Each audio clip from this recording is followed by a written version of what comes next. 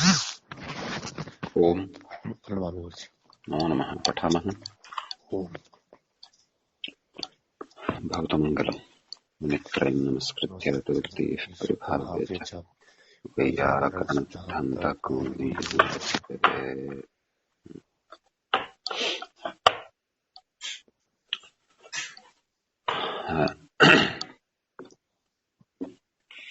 गतपाठे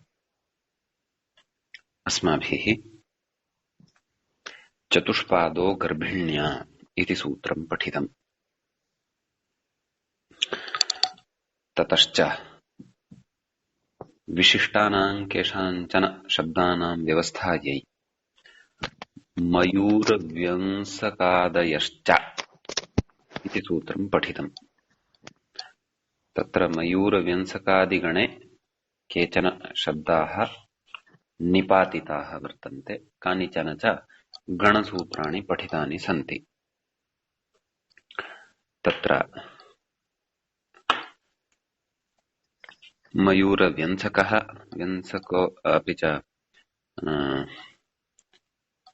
उच्चावचम् निश्चप्रचम् अकिञ्चनः अकुतो भयः राजान्तरम् चिन्मात्रम् इत्यादीनि उदाहरणानि कानिचन साधितानि प्रसिद्धानि लोके व्यवहारमुख्यानि। यद्यपि अन्येपि शब्दाः तत्र अस्मिन् गणे वर्तन्ते, तदर्थम् अस्माभिः गणपाठः पठितः। ततः परं गणसूत्रम् आख्यातमाख्यातेन क्रियासातत्ये इति पठितम्। ततश्च असातत्येऽपि आख्यातम् आख्यातेन समस्यते, तदर्थम् एहिडादयः अन्यपदार्थे इति अन्यत् गणसूत्रं पठितम्। ततश्च जहिकर्मणा बहुलमाभीक्ष्ण्ये कर्तारञ्चाविदधाति इति अन्यतेकं गणसूत्रम् आरब्धम् आसीत्। तद्विषये अद्य चर्चां कुर्मः। जहिकर्मणा बहुलम् इत्याद्यपि गणसूत्रम् इति कथयति व्याख्याता। कर्ता अभिधीयते इति तस्य अर्थः मूले कृतः। किम्? जहि इति एतत् कर्मणा बहुलं समस्यते। आभीक्ष्णे गम्ये जहि कर्मणा बहुलम् आभीक्ष्णे इति उक्तं खलु। आभीक्ष्णे गम्ये समासेन चेत् कर्ता अभिधीयते इत्यर्थः। समासेन यदि कर्तुः अभिधानं नाम कर्तुः उक्तत्वं नाम कर्तुः भानं यदि जायमानं भवति तर्हि इत्यर्थः। तदा एव अयं समासः इति। तत्र उक्तेः कर्ता इत्यर्थः।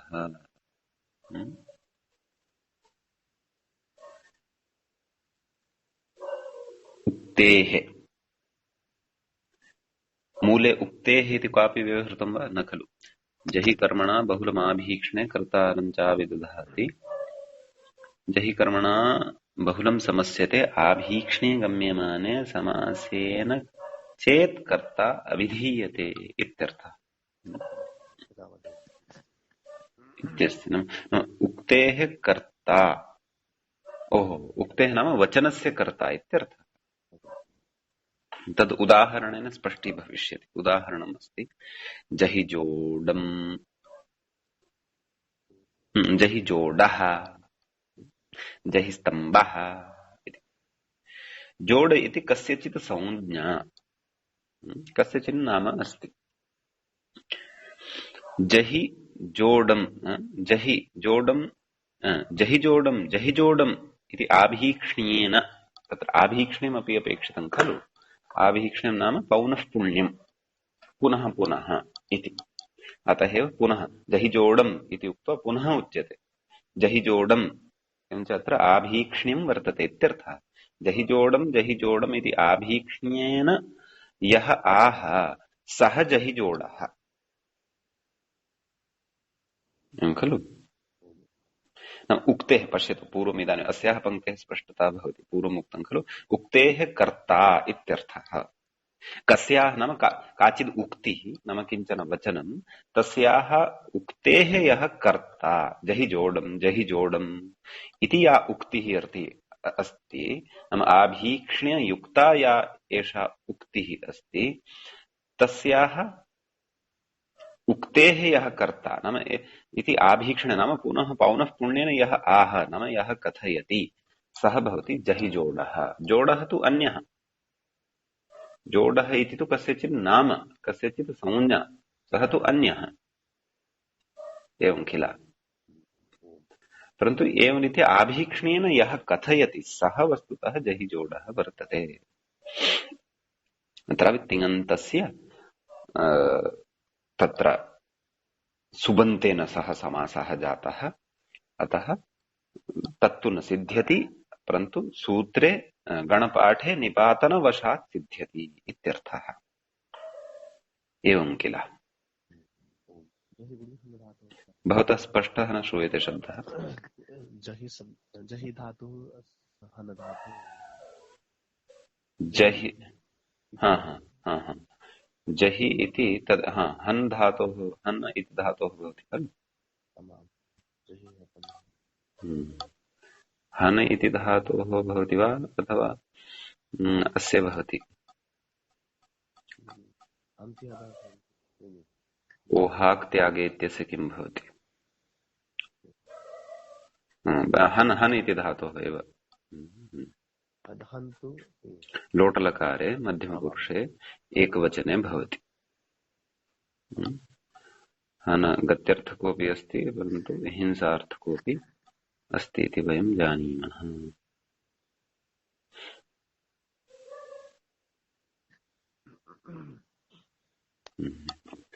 हतात् जहि हतात् इति रूपद्वयं तत्र भवति विकल्पेन। अस्तु।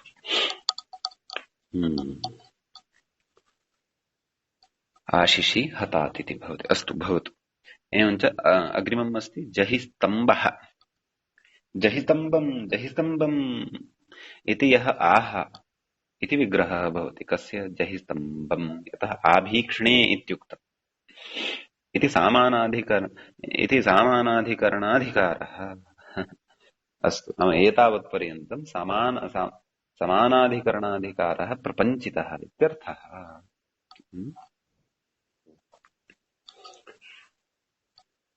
एवञ्च एतावत्पर्यन्तं मयूरव्यंसकादयश्च इति सूत्रस्यापि विषयः चर्चितः भवति। द्वितीयपादस्य प्रथमाध्यायस्य अन्तिमम् इदं सूत्रम्। स्पष्टं किल? इदानीं तत्र अवलोक्यताम्। इदानीम् एषः ग्रन्थकारः द्वितीयपादं प्रविशति। तत्र कथं सूत्राणि सन्ति आरम्भादि चेत् वयं कानिचन सूत्राणि तत्र पठितवन्तः। यथा पूर्वापराधरोत्तरमेकदेशिनैकाधिकरणे इति प्रथमं सूत्रं पठितम्। अर्धन्नपुंसकं द्वितीयं, द्वितीयतृतीयचतुर्थतुर्याण्यन्यतरस्यां तृतीयं, प्राप्तापन्ने च द्वितीयया कालाः परिमाणिना। एतावत्पर्यन्तं पठितम्। नै ततः अग्रे अस्ति नै, तत्तु पठिष्यते। नै इति पठिष्यते। नै इत्यतः अग्रे अस्ति ईषदकृता इत्यस्ति। तद् आदौ एषः कथयन् अस्ति। कः? ग्रन्थकारः। ईषदकृता इति उक्त्वा ततः परं नै इति सूत्रं कथयिष्यति। भवतु। अतः इदानीं सूत्रं पठ्यते। ईषदकृता।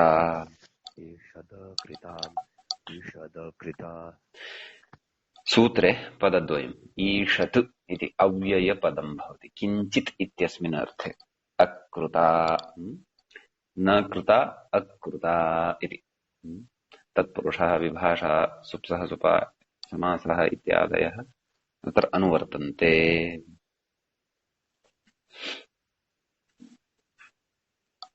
कथयति सूत्रार्थम् ईषत् शब्दः अकृदन्त प्रकृतिक सुबन्तेन समस्यते।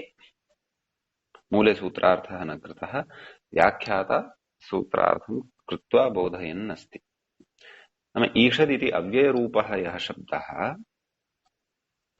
स अकृता नाम तत्र कृत नाम इति प्रत्ययविशेषस्य संज्ञा, प्रत्ययग्रहणे तदन्ताः ग्राह्याः, अतः अयमर्थः आयाति अकृदन्त। एवञ्च प्रकृते कृत अन्ते न भवति, यस्य सुबन्तस्य तादृशेन सुबन्तेन सह समस्यते। कः? अयम् ईश, स च तत्पुरुषः भवति। उदाहरणम् अस्ति ईषत् पिङ्गलः। पिङ्गलशब्दः अव्युत्पन्न प्रातिपदिकम् इति भावः। प्रकृतपिङ्गलशब्दस्य कृदन्तत्वं नास्ति, कृदन्तत्वं नास्ति इति कृत्वा ईषद् इत्यस्य एतेन सह समासः भवति।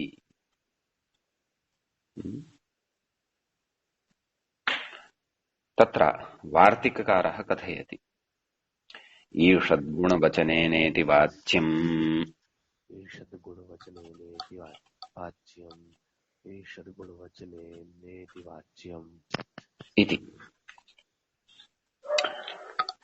नाम ईषद् इति यदस्ति तत्र अकृता इति न वक्तव्यं, गुणवचनेन इति कथनीयम् इति कथयति। कुतः? तत्र ईषद्रक्तम्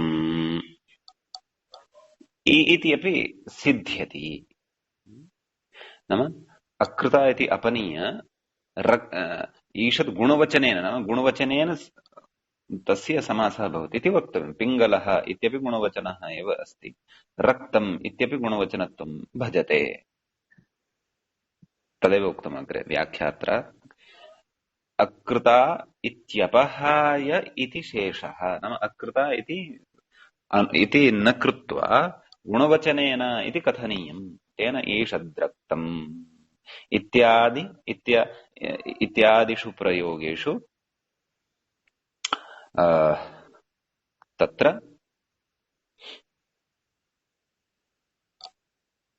रक्तम् इति एतानि यानि क्तान्तपदानि सन्ति तेषामपि ईषद् इत्यनेन सह समासः, अथवा ईषद् इत्यस्य क्तान्तैः सह अपि समासः भविष्यति। क्ता च कृतसंज्ञां भजते। रक्तम् इत्यत्र रजधातोः क्तप्रत्ययं कृत्वा रक्तम् इति सिद्ध्यति। परन्तु अकृता इति यदि उच्येत तर्हि ईषद्रक्तम् इत्यत्र समासः न स्यात् खलु। परन्तु समासाय प्रकृतेऽपि समासः, प्रकृतक्तान्तेन रक्तम् इत्यनेन सह अपि समासः भवतु इति एतदर्थम् ईषद् गुणवचनेन इति वक्तव्यम् इत्यर्थः। यथा पूर्वमपि एकम् उदाहरणं पठितम्। किम्? ईषद् उष्णम् औष्णम् इति। ईषदूष्णम् औष्णम् तत्रापि तत्र तु समासविचारः नास्ति खलु। नास्ति यतोहि तत्र तु ईषदर्थे आङ् उपयुज्यते, एवं खलु। तावदेव तत्र एषः विचारः एव नास्ति, तत्र समासविचारः न, तत्र ईषद् इति शब्दस्य समासविचारः नास्ति।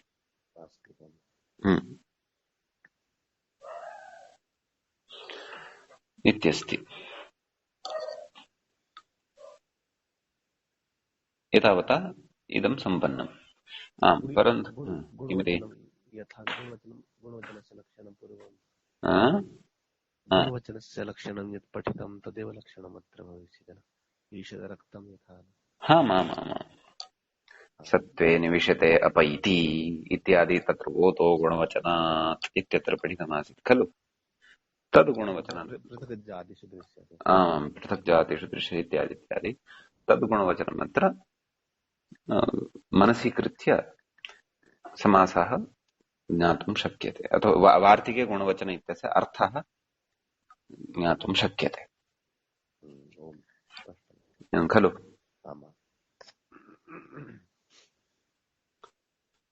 सम्यक्, परन्तु अत्र एका जिज्ञासा अस्ति मम। प्रकृते समासस्य प्रयोजनं किम्?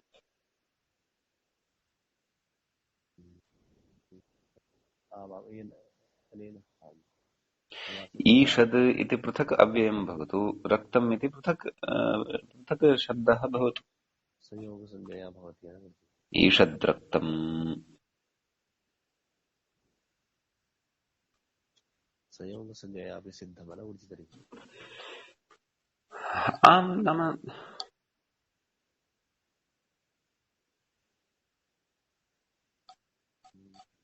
तत्पुरुषः एव अपेक्षितः इति सत्यम्, परन्तु ईषदिति अव्ययम् अस्ति। परन्तु सर्वस्मिन्नपि समासे यानि अस्तु, राज्ञः पुरुषः राजपुरुषः इति वदामः, तत्र समासः कुतः नाम तादृशः प्रयोगः श्रूयते इति, अतः समासः। सा काचित् परिपाटी वर्तते। प्रकृते ईषद् रक्तम् अनयोः मध्ये समासम् अकृत्वा अपि संहितामात्रेण अपि ईषद्रक्तम् इति वक्तुं शक्यते खलु। अर्थः अपेक्षितः लप्स्यते एव। तथापि तत्पुरुषसमासः यः उक्तः तत्र प्रयोजनं किम्?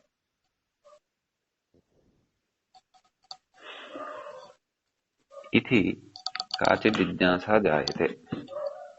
यद्यपि समाधानं सरलमेव स्यात्, तथापि एकवारं शेखरः द्रष्टव्यः यदि तत्र किमपि अस्ति वा। न स्यात् इदं सूत्रं शेखरकारेण व्याख्यातम् इति भाति, यतोहि अस्ति, व्याख्यातमस्ति। ईषद्गुणवचनेनेति अकृते इत्यस्य स्थाने इदं तदाह ईषद्रक्तम् नैव समासप्रयोजनं किम्? तत्पुरुषः अपेक्षितः।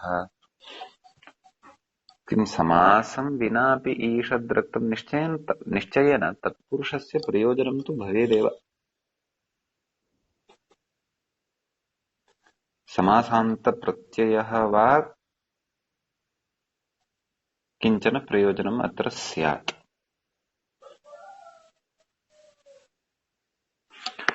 तत्त्वबोधिनिकारेण तु अत्र स्पर्शः न कृतः। अस्तु, व्याख्यान्तरं पश्यामः। कदाचित् किमपि तु उक्तं स्यादेव क्वचित्, न लोपो नयः। ततः पूर्वम् ईषद्गुणवचनेनेति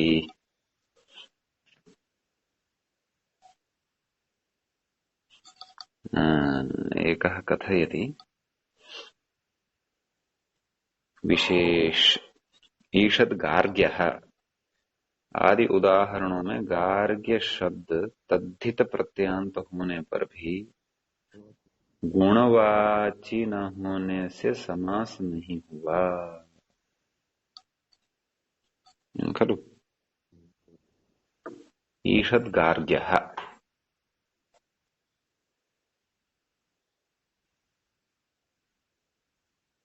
एकेन व्याख्यात्रा उच्यते ईषद् गार्ग्यः इति अस्ति। ईषद् तत्र भिन्नम् अस्ति, गार्ग्यः इति भिन्नम् अस्ति। आदि उदाहरणों में गार्ग्य शब्द तद्धित प्रत्ययान्त होने पर भी, तद्धित प्रत्ययान्तः गार्ग्य शब्दः अस्ति इति कृत्वा अपि गुणवाची न होने से समास नहीं हुआ। नाम गार्ग्य शब्दः गुणवाचकः नास्ति, अतः समासः न भवति इति। परन्तु समासे सति आपत्तिः का इति तत्रापि प्रश्नः उपतिष्ठते न वा। ईषद् गार्ग्यः इत्यत्र समासे सति आपत्तिः का, तदपि चिन्तनीयमस्ति खलु। अस्तु, गुणवचनेन इत्यत्र समासः जातः, रक्तम् इत्यनेन सह अपि ईषद् इत्यस्य समासः जातः। ईषद् गार्ग्यः इत्यत्र समासः यदि क्रियेत तर्हि तत्र समस्या का? गुणवचनत्वं नास्ति सत्यम्, तथापि समासः यदि कृतः कथञ्चित् यदि समासः अत्र भवेत् तर्हि समस्या का इति प्रश्नः जायते खलु।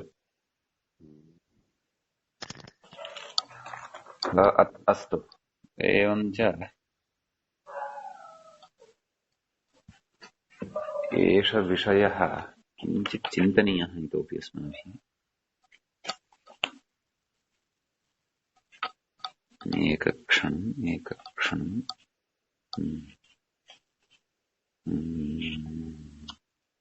एकं व्याख्यान्तरमितोपि पश्यामि, तत्र स्यात् यदि स्यात्, अन्यथा अस्माभिः इतोपि चिन्तनं कर्तव्यं भविष्यति पश्चात्। अस्तु, अहमत्र पश्यामि। लोको नञः ईषदकृता, अयमपि एवमेव लिखति। पश्यामि, पठामि।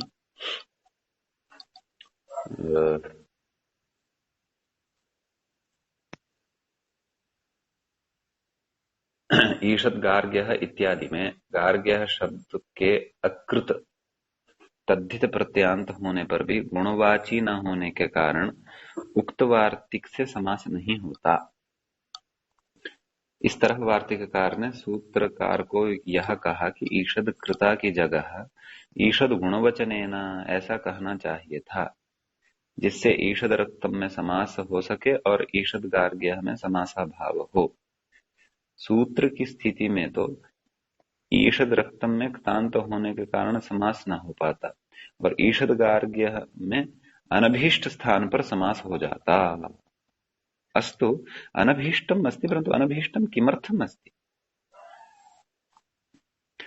यद्यपि अनभीष्टम किमर्थम अस्ति, ईषद रक्तम इत्यत्र अभीष्टम किमर्थम अस्ति, ईषद गार्ग्यः इत्यत्र अनभीष्टम कुतः अस्ति इति चेत् वयं वदामः, नाम वाङ्मये प्रयोगः श्रूयते। वाङ्मये ईषद् गार्ग्यः इत्यत्र समासः नास्ति, एवं खलु?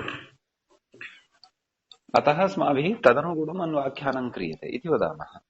ईषद् रक्तम् इत्यत्र वाङ्मये नाम व्यवहारे समासः श्रूयते, अतः तस्य व्यवस्थार्थम् अस्माभिः समासः अत्र क्रियते, एवं खलु?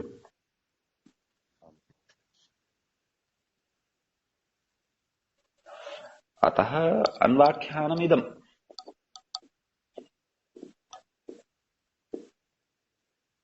परन्तु समासाभावे नाम समासे सति ईषद् गार्ग्यः इत्यत्र नाम वाङ्मये एतत् समस्तपदत्वेन न व्यवहृतम्, अतः समासः वार्यते ईषद् गुणवचनेनेति इति वचनेन। ईषद् रक्तम् इत्यत्र समस्तप्रयोगः श्रूयते, अतः समासः भवतु, अतः समासः विधीयते ईषद् गुणवचनेनेति इति वार्तिकेन। तत्सत्यं, परन्तु प्रकृतसमासस्य विशेषेण किञ्चन प्रयोजनं स्यात् इति अनुभूयमानमस्ति मम अनुभूतिः सङ्गता वा असङ्गता वा इति उभयथापि भवितुम् अर्हति। यतोहि तत्र संहितया, सामान्यया संहितया अपि सन्धिकार्येण अपि तत्र ईषद्रक्तम् इत्यादीनि रूपाणि प्राप्यन्ते एव खलु। किमर्थं तत्र विशेषेण समासं कृत्वैव प्रतिपादनीयम्? अथवा उत्तरपदप्राधान्याय इति वा? नाम समासात् परं तत्र उत्तरपदप्राधान्यं भवतु ईषद्रक्तम्, तर्हि तस्य प्राधान्यं किम् असमासे सति अपयाति वा? असमासे सति तस्य प्राधान्यं नश्यति वा? इति नास्ति खलु।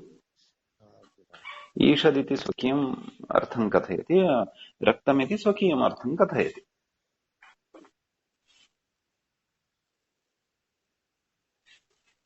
अस्तु, यदि अत्र विशेषः तर्हि नास्ति, तर्हि तदेव वक्तव्यम्। किम् यत् वाङ्मये व्यवहृतत्वात् इति न वा? तथापि एकवारम् अहं सत्कृतकाशिकां द्रष्टुमिच्छामि, तत्रापि किमपि नास्ति तर्हि नास्ति अत्र विशेषः इति चिन्तनीयम्। अन्यानि उदाहरणानि स्पष्टं वदतु, भवतः मैक् सविधे कर्तव्यम्। तत्र अन्यानि उदाहरणानि भवितुम् कुत्र? काशिकायां न, उदाहरणानि तु स्युर्नाम, परन्तु कदाचित् तत्र न्यासे मञ्जर्यां वा कश्चन विशेषः उक्तः स्यात् वा इति। काशिका का सूत्रसङ्ख्या वर्तते एषा?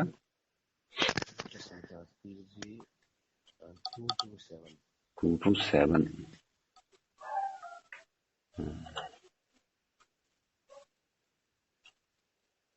एकवारं हरदत्तादीन् पश्यामः।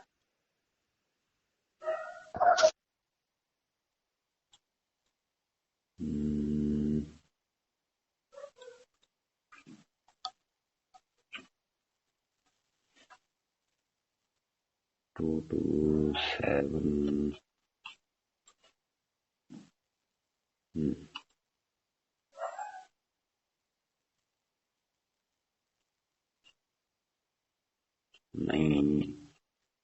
ईषदकृता ईषदित्ययं शब्दः तत्कृदन्तेन सुपासः समस्यते, तत्पुरुषः समासो भवति। ईषद्गुणवचनेनेति वक्तव्यम्।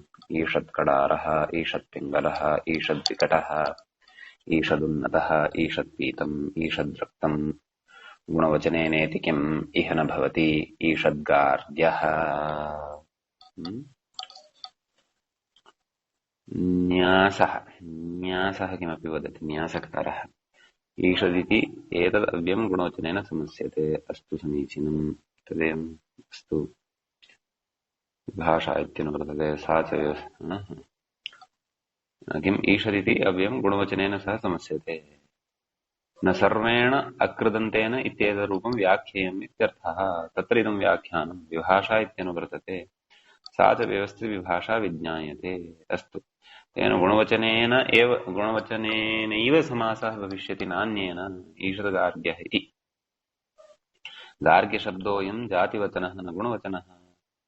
ननु अकृता इत्युच्यते तत्र ईषत्पीतः। ननु अकृता इत्युच्यते तत्र ईषत्पीतः, ईषदुन्नतः इत्यादि न सिद्ध्यति। पीतादिशब्दस्य कृदन्तत्वात् नैषदोषः। व्युत्पन्ना ह्येते पीतादिशब्दाः वेदितव्याः, न तु कृदन्ताः। अस्तु, तत्र कश्चन अन्यः विचारः। अपरत्र च ईषत्कृता नाम पदमञ्जर्याम् अपि तत्पुरुषसमासस्य उक्तं स्यात् वा इति पश्यामः। अकृता इत्यपनीयसूत्रे गुणवचनग्रहणं कर्तव्यमित्यर्थः। अकृतेति चोच्यमानः ईषद्गार्ग्यः इत्यादौ अव्याप्तिः। अस्तु, अतिव्याप्तिः। ईषदुन्नतः इत्यादौ अव्याप्तिः स्यादिति भावः। ईषद्गार्ग्यः इति नु च गार्ग्यो भवति मानवः इति पुनरीषद्गार्ग्यः कश्चित् उच्यते। गार्ग्यत्वेन सह एकार्थसमवेतः क्रियागुणास्तदपेक्षया जातेः प्रतिकर्षादियोगः। गार्ग्यतरः, गार्ग्यकृतः, ईषद्गार्ग्यः, गार्ग्यपाश इति। यथा गोतरः, गोकृतः, गोपाश इति। अस्तु, वस्तुतः तत्पुरुषस्य तु बहूनि प्रयोजनानि सन्ति एव खलु। समासान्ताः अपि प्रयोजनं तत्र भवति किल। परन्तु कः समासान्तः अत्र प्रवर्तेतः इति तु द्रष्टव्यम्। एवं खलु। अनुवर्तयामः। तर्हि सद्यः किम् आयातम्? सद्यः इदमेव आयातम्। वाङ्मये व्यवहृतत्वात् अत्र समासवचनं कर्तव्यम् इति। विशेषेण दृढं प्रयोजनं तत्पुरुषस्य नाम क्रियागतं प्रयोजनं शास्त्रगतं प्रयोजनं तदर्थं समासान्तादिकं किमपि अन्वेष्टव्यं द्रष्टव्यं परन्तु तथा स्यात् यदि तर्हि निश्चयेन एतेपि वदन्ति स्म तथा नोच्यते पूर्णेव आम् पुनश्च समासान्तसदृशः समासान्तः वा अथवा तद्धितप्रत्ययः कश्चन तस्मात् भवेत् वा इति तु द्रष्टव्यम् तत्तु अस्तु यत्र भवेत् अथवा तादृशं समासान्तादिषु क्वचित् यदि तादृशः विषयः स्फुरेत् तर्हि अयं विषयः इतोपि स्पष्टतां गच्छेत् अथवा अस्माकं शङ्का कदाचित् अशङ्का अपि भवितुम् अर्हति परन्तु अवसरः तु अस्ति एव नाम सामान्यया संहितया एव भवति खलु अपि च ईषद्गार्ग्यः इत्यत्रापि सामान्येन संहिता कर्तुं शक्यते एव ईषद्गार्ग्यः इति यतः समास शास्त्रीयः शास्त्रीयं समासविधानं कस्मैचित् प्रयोजनाय एव भवति तस्य निषेधश्च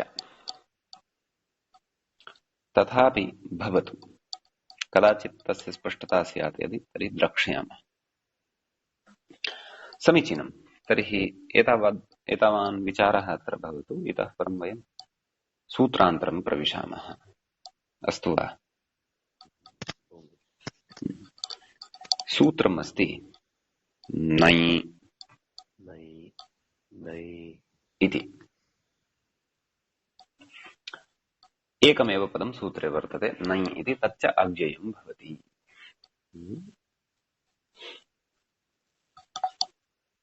कथयति इदं समानाधिकरणाधिकारस्थं न इत्यभिप्रेत्याह यतः पूर्वं समानाधिकरणाधिकारस्तु प्रथमपादस्य आन्तं भवति अतएव तत्रापि मयूरव्यंसकादयश्च इति सूत्रस्य समाप्तिवेलायामपि कथितवान् किम् इति समानाधिकरणाधिकारः नाम अत्र एतावत् पर्यन्तं समाप्तम् इति प्रकृते तु समानाधिकरणाधिकारः नास्ति क्व द्वितीयपादे अतः इति अभिप्रेत्य आह किमाह सुपासमस्यते इति सूत्रार्थः कथं कृतः नै सुपासमस्यते समानाधिकरणेन समस्यते इति नास्ति नै सुपासमस्यते तावदेव एवं किल तत्र च समानाधिकरणविषये तु वयं जानीमः एव एकार्थवृत्तित्वं सामानाधिकरण्यम् इति अस्माभिः पूर्वकालैक सर्वजरत्पुराणनवकेवलाः समानाधिकरणेन तत्र स्फुटीकृतम् अस्ति अस्तु भवतु नै सुपासः समस्यते दैट्स् इट् सम्पन्नम् एतावान् अस्य अर्थः समीचीनम् अस्तु उदाहरणं निर्मातव्यमस्ति अब्राह्मणः इति तत्र नै ब्राह्मणसु इति लौकिकविग्रहं कृत्वा न ब्राह्मण नै ब्राह्मणसु इति अलौकिकविग्रहः भवति न ब्राह्मणः इति तु लौकिकविग्रहः अस्ति ततः सुब्लोपादिकं कृत्वा न ब्राह्मण इत्यवस्थायां न इत्यत्र विद्यमानस्य न तत्र वर्णद्वयमस्ति न इति अ इति च न तत्र न इति वर्णस्य लोपः भवति अ इति अवशिष्यते अब्राह्मण अब्राह्मण सु सस्यरुत्वविसर्गे अब्राह्मणः इति रूपं सिद्ध्यति साधनीयम् अस्ति परन्तु कथं तस्य लोपः केन लोपः इत्यादि सर्वम् अधुना पठनीयम् अस्ति तदर्थं नै न लोपविधानं कर्तुम् इदानीं षष्ठाध्यायं प्रविशन् अस्ति ग्रन्थकारः तत्र सूत्रं किं नलोपो नयः न लोपो नयः न लोपो नयः इति। नस्य लोपः नलोपः प्रथमान्तं, नयः इति च षष्ठ्यन्तं। नञ् इति इत्यस्य षष्ठीविभक्तेः एकवचनं भवति। षष्ठाध्यायस्य तृतीयपादे 73तमं सूत्रम्। अलुगुत्तरपदे इत्यतः तदनुवृत्तेरिति भावः। नाम सूत्रार्थः कृतः कः? नयो नस्य लोपः स्यात् उत्तरपदे, नाम उत्तरपदम् उक्तम्। उत्तरपदं च समासे चरमावयवे रूढत्वं भजते, नाम अन्तिमं पदम् उत्तरपदमित्युच्यते। एवञ्च अलुगुत्तरपदे इति अनुवर्तते, अतः अयम् अर्थः लभ्यते इत्यर्थः। अस्तु, अत्र कश्चन विचारः कथ्यते। किं कथयन्नस्ति अग्रे व्याख्याता? नयोषिति सिद्धे लोपवचनम् अकब्राह्मण इति साकच्कार्थमित्याहुः। पश्यतु, नाम सूत्रम् एतावदेव यदि उच्यते तदापि अर्थलाभः अब्राह्मण इत्यादिषु व्यवस्था भवितुम् अर्हति खलु। कियत् इति चेत् नयः अश्, नयोष इति, नाम नयः स्थाने अश् इति भवति इत्यर्थः। तर्हि न नै ब्राह्मण इत्यवस्थायां नयः न इत्यस्य समग्रस्य अपि स्थाने अश् इति षित्वात्, अनेकाल् सर्वस्य इति षित्वात् सर्वादेशे सति अब्राह्मण अश् इत्यस्य अ इति अवशिष्यते, श तस्य इति संज्ञकः। अब्राह्मणः अब्राह्मणः इति प्रयोगः सिद्ध्यत्येव खलु। यदि एवं सूत्रं क्रियेत, कथं? नयोष नाम नयः अश् इति एतावदेव यदि सूत्र्येत, परन्तु तथा तु न कृतं। तथा किमुक्तं? लोपवचनं, नाम नयः यः न तस्य लोपः कृतः। किं प्रयोजनम्? अकब्राह्मण इति साकच्कार्थमित्याहुः इति। न इति अस्ति, तत्र न इत्यस्य अव्ययत्वात् अकच् क्रियते। केन? अव्यय सर्वनाम्नाम् अकच् प्राक्तेः। तर्हि न इत्यत्र ति भागः कः? ति संज्ञा कस्य? हरिः ओम्। न इत्यत्र ति संज्ञा भवति नकारोत्तरवर्ति अकारस्य। अतः ततः पूर्वम् अकच् भवति। का स्थितिः जायते? अक आ,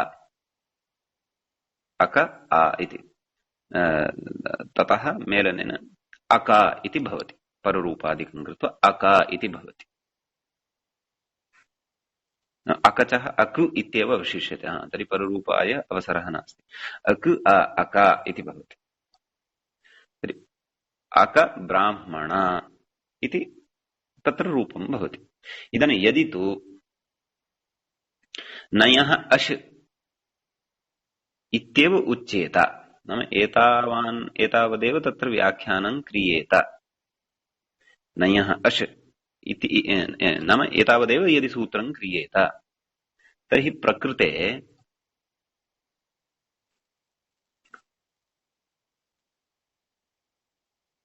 नयः अश् इति न स्यात्।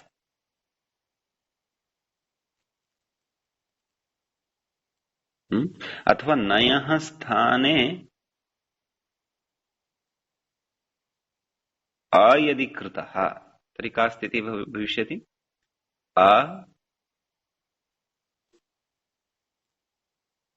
अक ब्राह्मण इति, एवं खलु स्थितिः भविष्यति।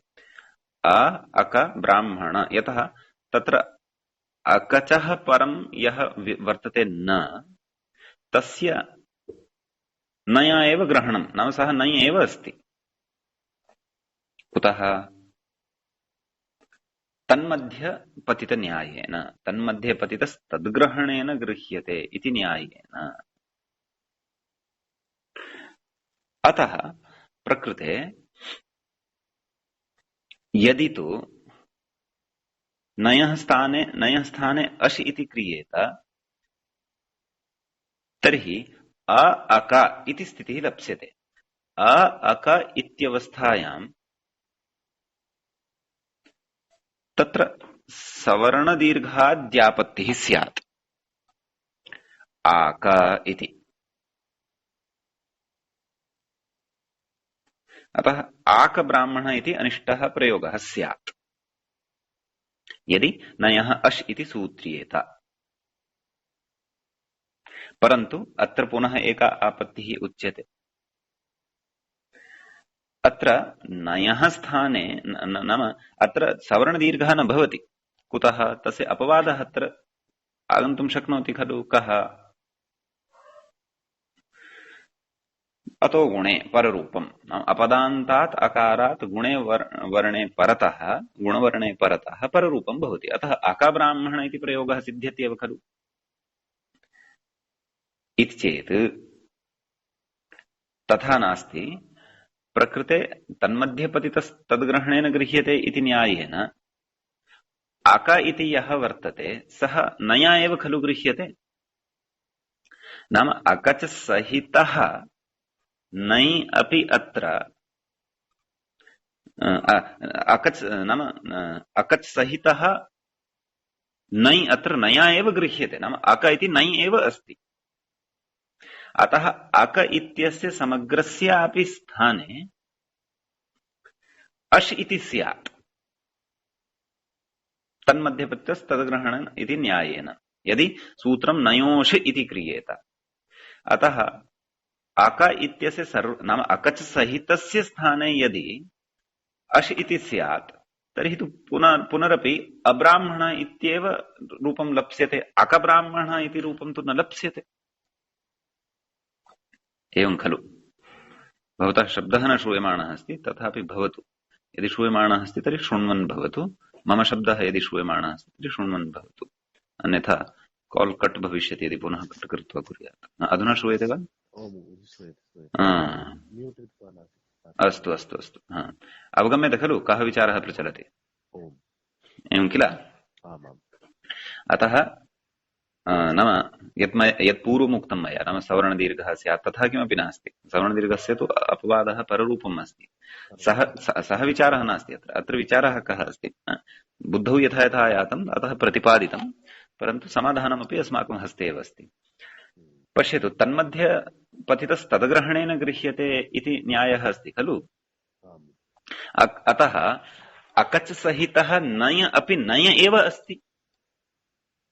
अकब्राह्मण इति अक इति नय एव अस्ति। ततः सूत्रं यदि एतावदेव क्रियेत, कियत् नयः अश्, तर्हि अक इति यः नै अस्ति तन्मध्ये पतितन्यायेन, तर्हि अस्य नयः स्थाने समग्रस्य नयः स्थाने नाम अक इत्यस्य स्थाने अश् इति भविष्यति। अश् इति भविष्यति चेत् अब्राह्मण इति एव लप्स्यते। अकच युक्तः प्रयोगः अकब्राह्मण इति न लप्स्यते। अतः अकब्राह्मण इत्यादि अकच तदेव उक्तम् इति साकचकार्थम् इत्याहुः। नाम अकच सहितस्य तत्र नयः अपि नकारस्य एव केवलस्य लोपः भवतु, न तु तत्र अक इत्यस्य समग्रस्यापि स्थाने अश् प्रवृत्त्या अब्राह्मण इत्येव भवतु।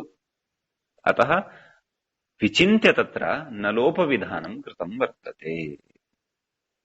अतः नयोष इत्यनेन सत्यम् अब्राह्मण इति इत्यादयः प्रयोगाः तु सिद्ध्यन्ति, परन्तु साकच्काः प्रयोगाः न सिद्ध्यन्ति। अकब्राह्मण इत्यादयः प्रयोगाः न सिद्ध्यन्ति। तेषामपि सिद्धिः भवतु, तत्रापि अव्यवस्था न भवतु, तत्रापि अन्वाख्यानं भवतु। एतदर्थम् अतीव विचिन्त्य सूत्रकारेण न लोपो नयः इत्युक्तम् अस्ति इत्यर्थः। ज्ञायते। साकट्योपगम् अतः प्रयोजनम् अस्ति। भवता नाम वादिना अत्र नलोपः नयः नलोपो नयः इति गौरवं भवति, तदपेक्षया नयोषु इत्येव यदि वदति पर्याप्तम्। अब्राह्मणः इति सिद्ध्यति इति यद् भवता उच्यते पूर्वपक्षिणा, तर्हि तन्न सम्यक्। कुतः?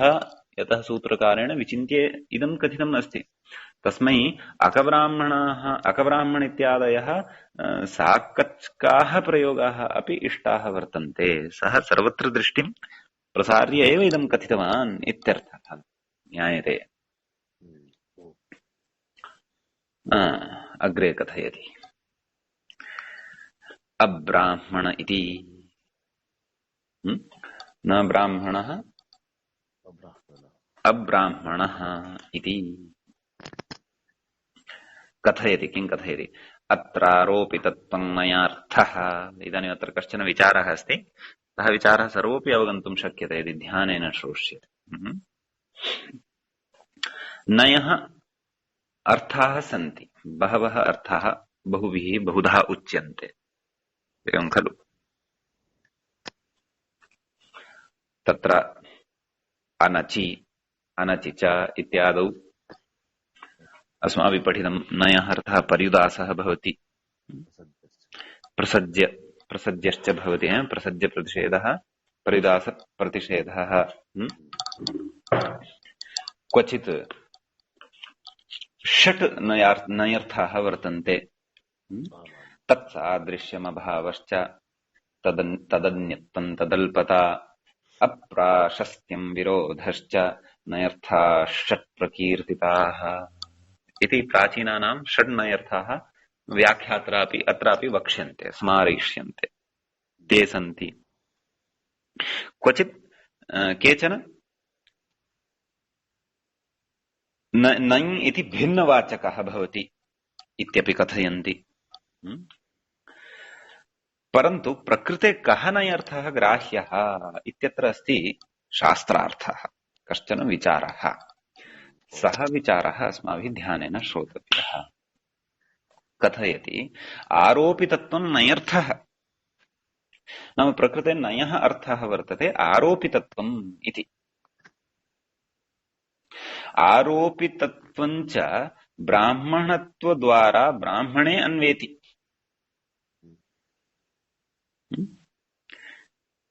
आरोपितत्वं नयः अर्थः यः आरोपितत्वम् इति अस्ति, तद् ब्राह्मणत्वद्वारा ब्राह्मणे सम्बन्धं भजते। नाम ब्राह्मणे तस्य अन्वयः अस्ति। कस्य? आरोपितत्वस्य। आरोपितत्वं किम्? आरोपितत्वं नयः अर्थः प्रकृत उदाहरणे। तर्हि अब्राह्मणः इत्यस्य कः अर्थः इति चेत् कथयति अग्रे। आरोपित ब्राह्मणत्ववान् इति बोधः। कः? यः अब्राह्मणः अस्ति, क्षत्रियादिः इत्यर्थः। सः आरोपित ब्राह्मणत्ववान् अस्ति इति। नाम ब्राह्मणत्वस्य आरोपमात्रम् अस्ति तस्मिन्, वस्तुतः सः ब्राह्मणः नास्ति। ब्राह्मणसदृशः दृश्यते वा अथवा कथञ्चित् वा, सः ब्राह्मणः नास्ति, परन्तु ब्राह्मणत्वस्य आरोपमात्रं वर्तते तस्य। नाम इतोपि अर्थस्पष्टतां कुर्वन् अस्ति। ब्राह्मणभिन्नः इति पर्यवस्यति। नाम ब्राह्मणः न ब्राह्मणात् अतिरिक्तः सः इति। एवं खलु? यद्यपि अन्ततो गत्वा अर्थः तु स एव आयाति पुरतः। कः? नाम ब्राह्मणभिन्नः, नाम ब्राह्मणातिरिक्तः यः सः अब्राह्मणः। परन्तु प्रकृते अयमर्थः नय इति भिन्नवाचकः अस्ति इति कृत्वा न लभ्यते। कः अर्थः? नाम ब्राह्मणभिन्नः कः? अब्राह्मणः। नाम अब्राह्मणः ब्राह्मणभिन्नः अस्ति इति योऽयमर्थः, सः अर्थः नयः भिन्नवाचकत्वान् न लभ्यते, परन्तु नयः आरोपितत्वार्थात् लभ्यते इत्यर्थः। ज्ञायते? एषः सूक्ष्मः भेदः अत्र बुद्धौ सम्यक् स्थापनीयः। अत्रैव यद्यपि ब्राह्मण भिन्नः इत्येव अर्थः आयाति इत्येव अर्थं वयम् अत्र जानीमः। नाम अब्राह्मणः नाम ब्राह्मण भिन्नः, परन्तु सः अर्थः नयः अत्र भिन्नवाचकः अस्ति इति कृत्वा न आयाति। परन्तु कथम् आयाति? नाम आरोपित ब्राह्मणत्ववान् अयम् अस्ति अब्राह्मणः, स च अर्थः आरोपितत्वं भवति कस्य नयः अर्थः इति कृत्वा लभ्यते।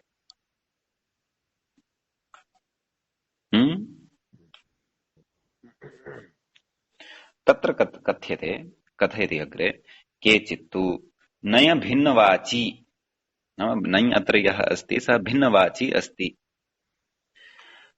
अतः ब्राह्मणात् भिन्नः इत्यर्थः इत्याहुः। नाम केचन एवं कथयन्ति, नाम नय अत्र भिन्नवाचकः अस्ति इति कृत्वा ब्राह्मण भिन्नः इत्यर्थः लभ्यते इति आहुः इति कथयन्ति। तत् अयुक्तम् इति प्रतिपादे, नाम तत्तु न युज्यते, तत् अयुक्तमेव। इदानीं तद् अयुक्तता तत्र का? भोः, भवता आरोपितत्वार्थं पुरस्कृत्य, कस्य नयः आरोपितत्वार्थं पुरस्कृत्य, पुनः तत्र आरोपितत्वं यद्वर्तते तद् ब्राह्मणद्वारा ब्राह्मणे अन्वेति इत्युक्त्वा, नाम आरोपितत्वस्य ब्राह्मणे अन्वयं सम्पाद्य ततः परं भवता ब्राह्मण भिन्नः इति अर्थः उच्यते खलु। तदपेक्षया नय इति साक्षात् तत्र भिन्नवाचकः अस्ति, तं भिन्नवाचकं नयं स्वीकृत्य इव ब्राह्मण भिन्नः इति अर्थः लभ्यते खलु। व्याख्यानगौरवमपि न भवति। अतः अस्माकं सामान्येन तत्र सरलार्थं स्वीकृत्य नय इति भिन्नवाचकः अस्ति, अतः ब्राह्मण भिन्नः इति प्रयोगः इति अर्थः ब्राह्मणः इत्यस्य लभ्यते। परन्तु एतद् यद् कथयन्ति तत्तु न युज्यते, तद् अयुक्तम् अस्ति। इदानीं तद् अयुक्तं कुतः अस्ति? तत्र कारणानि चिन्तनीयानि सन्ति अस्माभिः, एवं खलु। एतावता ज्ञातं प्रकृते नय इत्यस्य अर्थः अस्ति आरोपितत्वम् इति, न तु भिन्नवाचकत्वं, न तु भिन्नार्थः प्रकृते नयः अस्ति। भिन्नार्थः कुतः नास्ति? कुतः आरोपितत्वार्थ एव स्वीक्रियते? तत्र इदानीं कारणानि अग्रे उच्यन्ते। किमुक्तं? तद् अयुक्तं, नाम तद् अयुक्तम् अस्ति, न युज्यते इत्यर्थः। कथयति ब्राह्मण भिन्न इत्यर्थे पूर्वपद प्राधान्यापत्तेः। नाम ब्राह्मणात् भिन्नः इति यदि अर्थं स्वीकुर्मः, नाम अयं यः वर्तते अब्राह्मणः सः ब्राह्मणात् भिन्नः अस्ति इति नयः भिन्नार्थं पुरस्कृत्य अयम् अर्थः यदि स्वीक्रियेत तर्हि पूर्वपद प्राधान्यापत्तिः भविष्यति। नाम अब्राह्मणः इत्यत्र पूर्वपदं किं? नै। उत्तरपदं किं? ब्राह्मण। तस्य प्राधान्यं, नाम तस्य अर्थप्राधान्यम् अत्र भविष्यति। परन्तु अस्माकं कृते तु तत्पुरुषे पूर्वपदप्राधान्यं न, अपि तु उत्तरपदप्राधान्यम् अपेक्षितं खलु। तत् कथयति किं? तथा च उत्तरपदार्थप्रधानस्तत्पुरुषः इति भाष्योद्घोषो विरुध्येत। भाष्यस्य उद्घोषः वर्तते, भाष्यस्य नियमः वर्तते, नाम तत्पुरुषो नाम उत्तरपदप्राधान्यं यस्य भवति तस्य तत्पुरुषत्वं भवति। एवं प्रकृते नयः यदि भिन्नवाचकत्वं स्वीकृत्य ब्राह्मणात् भिन्नः अयम् इति अर्थः यदि स्वीक्रियेत तर्हि सर्वथा अब्राह्मणः इत्यत्र पूर्वपदप्राधान्यं भविष्यति खलु। तच्च तत्पुरुषस्य लक्षणं नास्ति, तत्पुरुषस्य लक्षणं तु उत्तरपदप्राधान्यं भवति। अतः किमिति? न शृणोमि। प्रायेण उत्तरपदप्राधान्यम् प्रायेण इत्युच्यते नाम कुत्रचित् नापि नाम आधिक्येन इति। आधिक्येन। अतः न तत्र अन्यानि अपि कार्याणि प्रयोजनानि च वक्ष्यन्ते। यद्यपि सत्यं प्रायेण इत्युच्यते लघुकौमुद्यादिषु, नाम क्वचित् नापि भवति इति, परन्तु अत्र इतोपि प्रयोजनानि वक्ष्यन्ते। नाम भाष्यस्य उत्तरपदप्राधान्यस्तत्पुरुषः इति भाष्योद्घोषविरोधः एव भाष्योद्घोषविरोधवारणं भवतु एतदर्थं प्रकृते आरोपितत्वन्नयः अर्थः ग्राह्यः इत्येव न तदपि, परन्तु अन्यानि अपि तत्र प्रयोजनानि सन्ति। विस्तरेण अग्रे महती चर्चा वर्तते, भवतु नाम। एवं तर्हि प्रकृते ब्राह्मणात् भिन्नः इति यः अर्थः नयः भिन्नवाचकार्थस्वीकारे प्राप्यमाणः अस्ति, तेन पूर्वपदप्राधान्यापत्तिः जायमाना वर्तते। अस्माकं कृते तु उत्तरपदप्राधान्यम् अपेक्षितम्। ब्राह्मणभिन्नार्थ एव अपेक्षितः, परन्तु तत्र नयः भिन्नवाचकत्वम् आदाय सः ब्राह्मणभिन्नार्थः अपेक्षितः इति न, परन्तु नयः आरोपितत्वार्थं पुरस्कृत्य एव अस्माभिः ब्राह्मणभिन्नः इति अर्थः अपेक्षितः अस्ति। आरोपितत्वञ्च यदा नयार्थः स्वीकरिष्यते तदा ब्राह्मणत्वद्वारा तस्य आरोपितत्वस्य ब्राह्मणे अन्वयः भविष्यति। ब्राह्मणे सम्बन्धकारणात् तत्र समस्तपदे अपि ब्राह्मणस्य एव प्राधान्यम् अर्थप्राधान्यं भविष्यति, नाम निषेधपूर्वकम् अर्थप्राधान्यं भविष्यति। नाम ब्राह्मणभिन्नः अयम् इत्येव अर्थः लप्स्यते, परन्तु नयः यदि भिन्नवाचकत्वं स्वीक्रियेत तर्हि तु उत्तरपदप्राधान्यं न लप्स्यते, पूर्वपदप्राधान्यमेव अत्र लप्स्यते। अस्तु, प्रायेण इति उक्तं खलु, नाम क्वचित् पूर्वपदप्राधान्यमपि भवति इति यदि शङ्क्येत तर्हि तथा न, अत्र पूर्वपदप्राधान्यमेव अपेक्षितं, तत्र अन्यानि अपि कानिचन कारणानि सन्ति, ज्ञायमानमस्ति किल। तानि अन्यानि कारणानि कानि इति चेत् कथयति अग्रे। किञ्च अते अतस्मै अतस्मात् इत्यादौ सर्वनामकार्यं शिभावस्मायादिकं न स्यात्, तच्छब्दार्थस्य नयर्थं प्रति विशेषणत्वे अप्रधानत्वात् संज्ञोपसर्जनीभूतास्तु न सर्वादयः इत्युक्तेः इत्यत्र अधुना अस्ति विचारः। तदर्थम् इदानीम् अते सर्वादौ तु अते इत्यस्य रूपसिद्धिः, अतस्मै इत्यस्य रूपसिद्धिः, अतस्मात् इत्यस्य च रूपसिद्धिः अस्माभिः सम्यक्तया ज्ञातव्या। ततः परं पूर्वं यः पक्षः उपस्थापितः वर्तते, नाम अत्र नयः भिन्नार्थत्वन्न आरोपितत्वार्थमेव अस्ति। तत् कुतः पूर्वपदार्थप्राधान्यम् अत्र नापेक्षितम्, उत्तरपदार्थप्राधान्यमेव अपेक्षितम् इत्यस्य चर्चा विस्तरेण अग्रे भविष्यति। अद्य तु एतावदेव पूर्वपक्षमेव अत्र उपस्थाप्य वयम् अत्रैव पाठाय विरामं दद्मः। श्वः आदौ अते अतस्मै इत्यादीनां विवेचनं विधाय, नाम एतेषां रूपसिद्धिं कृत्वा ततः परं या आपत्तिः जाता ताम् आपत्तिं पुरस्कृत्य अत्र च समन्वयनं कृत्वा अग्रे वयं पठिष्यामः। अत्रैव मङ्गलं कुर्मः। मुनित्रयं नमस्कृत्य तदुक्तिः परिभाव्य च वैयाकरणसिद्धान्तकौमुदीयं रच्यते। भवतु शुभदिनं। प्रणमामि।